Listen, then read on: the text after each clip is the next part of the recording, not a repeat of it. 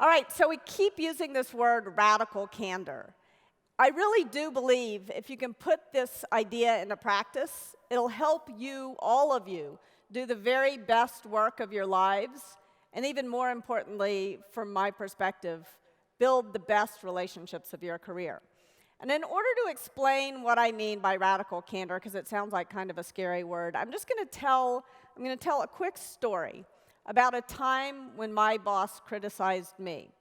I had just joined Google, and I was leading, as Ryan mentioned, AdSense, online sales and operations, and I had to give a presentation to Google's founders and also to the CEO about how the business was doing.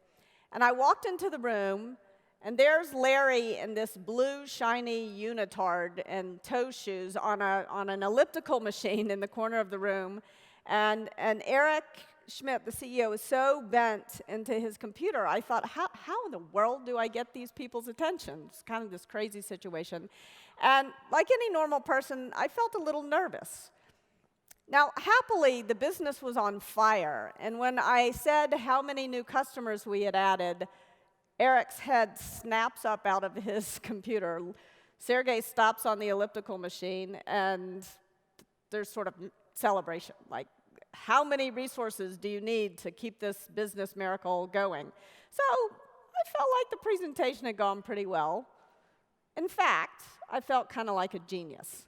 And so I'm leaving the room, and I passed by my boss, who was Sheryl Sandberg, expecting kind of a high five, expecting some sort of congratulations. And instead she says, "Why don't you walk back to my office with me?" And I think, oh boy, I've screwed something up. I have no idea what it is, but I'm sure I'm about to find out. And so she gave me some praise that was actually meaningful praise. It wasn't kind of the feedback sandwich. But of course, all I really wanted to know was what I had screwed up. And she said to me, "You said a lot. Were you aware of it?" And I kind of breathed a huge sigh of relief and made a gesture like this and said, "Yeah, it's no big deal, really. It's just a verbal tic." And she stopped, and she looked at me, and she said, "Google has some resources. Google would pay for an coach for you. Would you like me to make an introduction?" And I said, "No, I'm busy. Didn't you hear about all these customers? I got a lot going on." And she looked right at me now, and she said, "I can see when you do this gesture with your hand that I'm going to have to be a lot more direct with you. When you say every third word, it makes you sound stupid." Now she has my full attention. Cardinal sin at Google is stupidity. So a lot of people would say that it was mean to say I sounded stupid. And if Sheryl had been talking to a different, less sort of bullheaded person than me, it might have been. But with me, it was the kindest thing she could possibly have said. She wouldn't have had to say it to somebody else on her team, but she knew what she had to say to get through to me. And as a result of her putting it to me just that way, I did go to see the coach, which I wouldn't otherwise have done, and watched a video of myself, one of life's more painful circumstances. Hate doing that. And I realized she wasn't exaggerating. I really did say every third word. Now, I had been giving presentations for my entire career. I had raised $35 million for my company based on presentations I had given. I thought I was pretty good at giving presentations. And nobody had ever told me that I had this verbal tic. It was like I had been walking around for my whole career with my fly down, and nobody had told me to zip it up. Like, what was up with that? So that really got me to thinking, what made it so seemingly easy and natural for Sheryl to just tell me this, and why had no one else told me? So I like to sort of operationalize things and break things down. So I broke it down to basically a quick two things. Sheryl cared personally about me. I knew that she had my back. She had shown me this in 1,000 ways When I had moved from New York to California to take the job at Google and didn't have any friends, she invited me to join her book group. When a family member got sick, she made sure that I understood that that was the priority. She had me covered at work. I could go and take all the time I needed. And she did that not only for me, but for everyone on her team. So I knew that she cared about all of her direct reports personally. But she also was willing to challenge me directly. So let's sort of take a look at this. Care personally, challenge directly. Let's break it down. First, care personally, the care personally axis. Now, very few people start out their career thinking, I don't give a damn about people, so I'm going to be a great boss, right? Or I'm going to be a great colleague, or I'm going to be a great employee, right?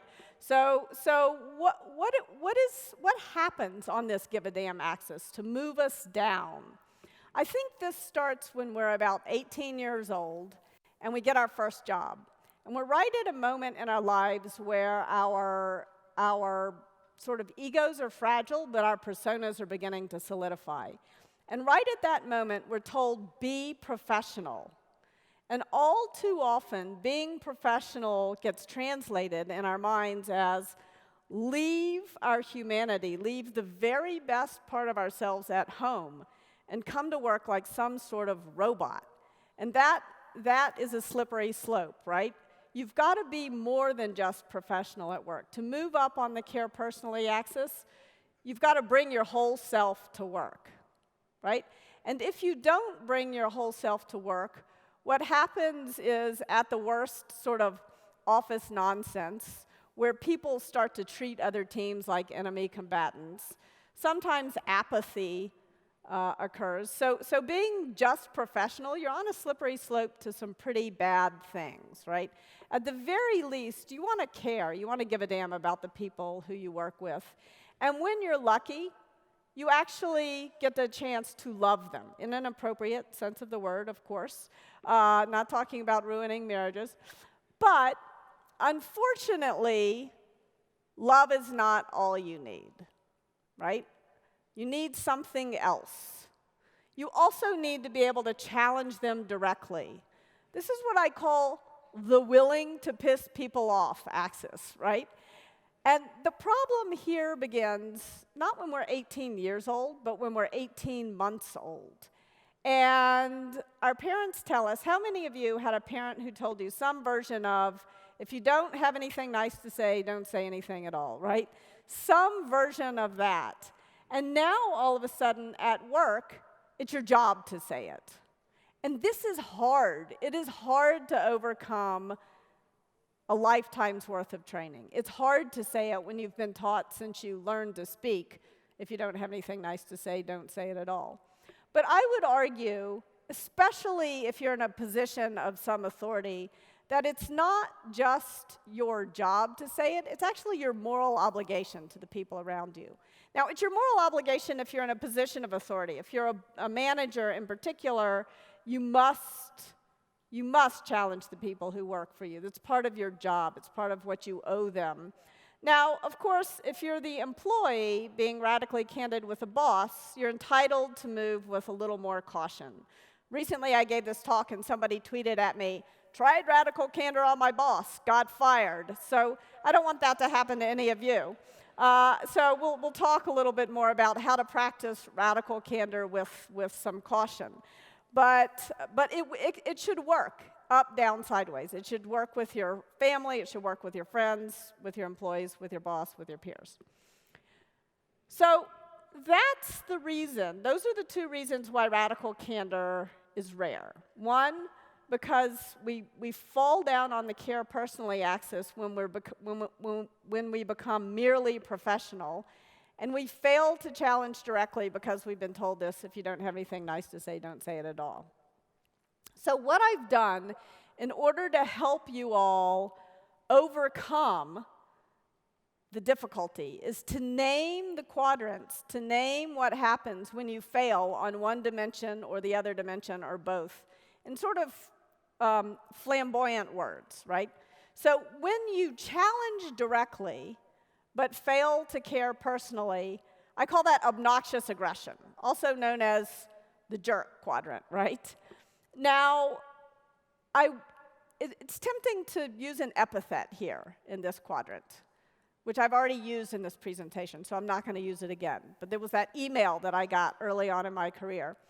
And the reason why I don't use that epithet is that it's very important to use this framework not to judge people, but to judge conversations that you're having and to move them in the right direction. We all spend time in all these quadrants. So don't use obnoxious aggression as a label to go hang around the necks of your colleagues, right? Use it as a way to realize, oh, this conversation is veering in this direction. What can I do to move it towards radical candor? So that's what happens when you challenge directly but fail to care personally. Next, there's, worst of all, manipulative insincerity, right? This is when you fail on both dimensions. This is kind of passive-aggressive behavior. And finally, there's ruinous empathy. That's what happens when you care, but you fail to challenge. When you're just trying to be nice, but you don't tell somebody something they need to hear. So in order to motivate each of these quadrants, I'm going to tell you a few more stories. And I'm going to tell you stories about times when I've been in all the bad quadrants, because we all spend some time in all of these quadrants. Again, these are not labels for people. So first, radical candor. One of the biggest mistakes that people make about radical candor is they think maybe if I just hang out over there in ruinous empathy, it feels a little safer.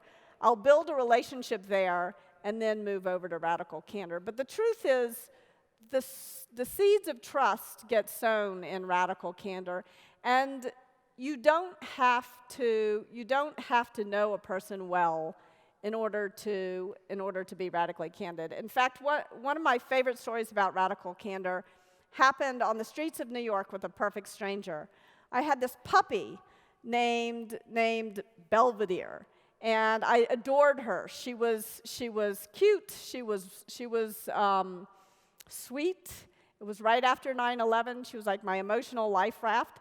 And so I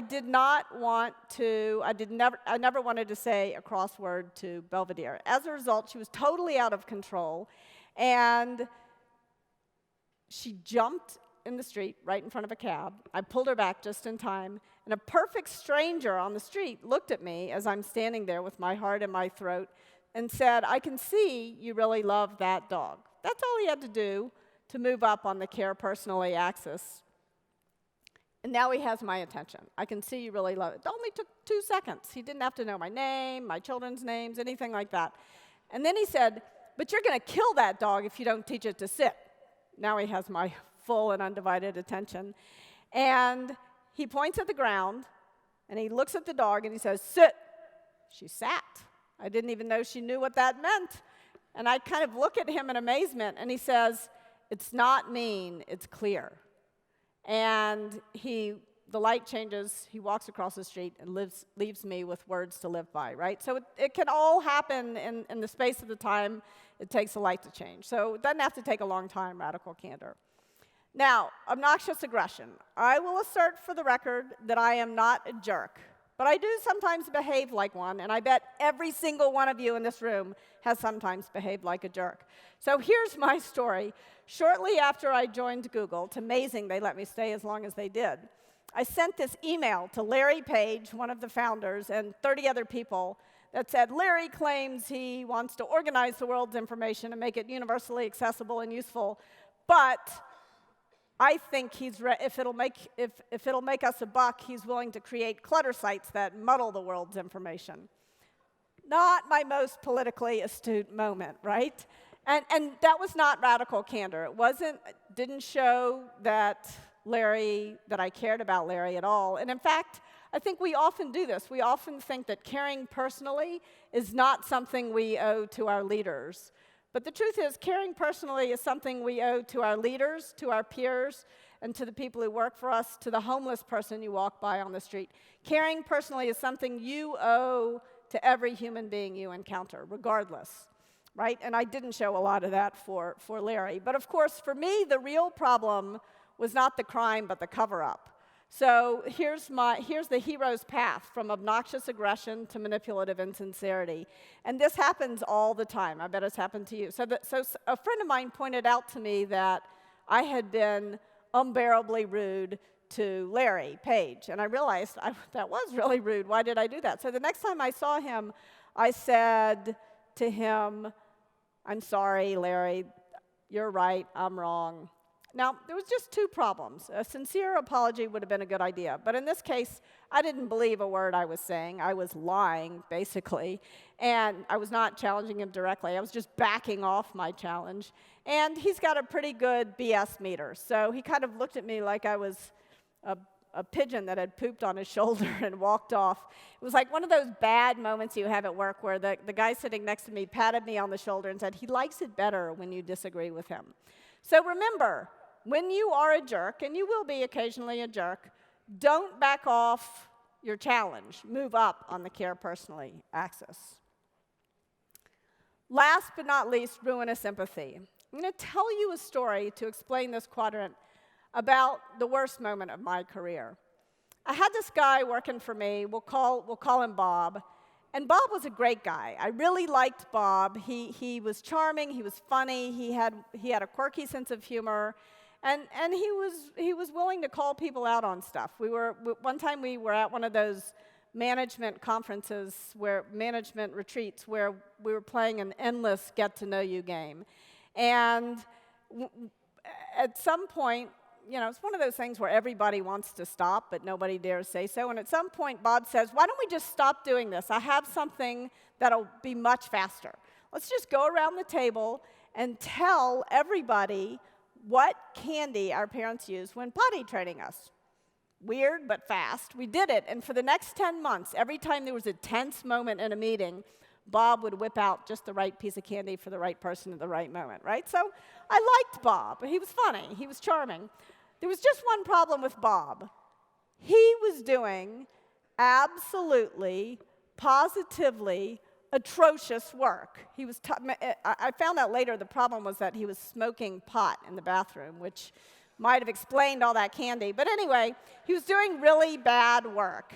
And instead of telling him that his work wasn't anywhere near good enough, I went to him and I was like, "Bob, you're so smart. You're so awesome. This is a good start, but I know you can do better." I did this over the course of 10 months. And eventually the inevitable happened, and it was time to fire Bob. I realized that half my team was going to quit if I didn't fire Bob. And when I sat down and explained to him where things stood, he looked right at me, pushed the chair back, stared me in the eye, and said, "Why didn't you tell me?" And as that question is going around my head with no very good answer, he said, "Why didn't anybody tell me? I thought you all cared about me." And I realized I had failed Bob in 6 very important ways. I had never asked him what was going well.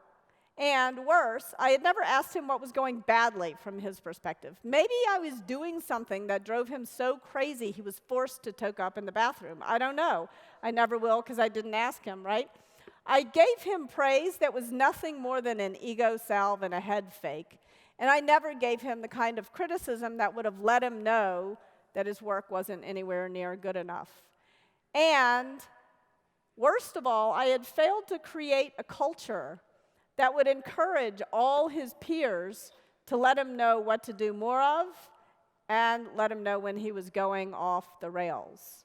So now I've failed to do my job in a bunch of different important ways, and Bob is the fall guy for it. I'm having to fire Bob because of it. And it was too late to save Bob. All I could do in that moment was to promise myself I would never make that mistake again, and I would work really hard to help everyone else never make that mistake. And that was what was a big part of the motivation for coming up with this framework. So I hope that it helps you. And if you want to put these ideas into practice, again, send us a note at alpha@radicalcandor.com. Thank you all so much. It's awesome to be here.